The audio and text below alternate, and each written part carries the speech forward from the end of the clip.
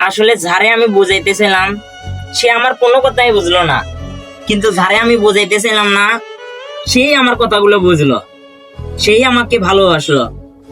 আসলে এই কারণে বলতে হয় যে আমি যাকে পাইতে চাই সে আমাকে পাইতে চায় না।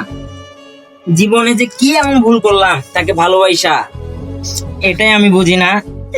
সে যে দিলে আমার কথাগুলো বুঝতো তাহলে অবশ্যই 100% আমাকে খুঁজতো।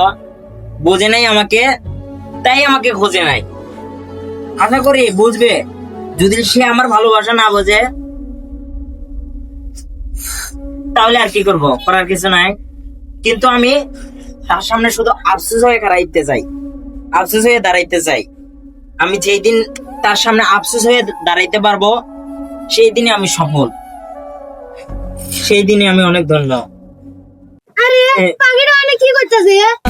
আরে পাখিটা অমন করে দাঁড়ায় আছে। আমি এতক্ষণ কইলাম কি আরো এই করতেছি কি তোরে, আমি এতক্ষণ কি কইলাম? আরে আমি শুনছি তো, শুনছি। কি সুন্দর। আরে পাখিটা কখনো তো করে না, এটা শুনছি। আরে ভাই, এই দুনিয়ায় মানুষ সব আছে না, আপনার কথা নিয়ে মানুষ হাসবে, আপনি এই যে কথাগুলো বকবকাবেন না এগুলো ওরা আসলে শুনবে না। তুই যদি ওরে না কে তুই যদি আমার কথাগুলো না শুনবি তাহলে তুই আমার সাথে ঘুরস কে? তোরা ঢোস একবারে ঢোস ফিরিয়ে একবার মাথা গিয়ে ডিম।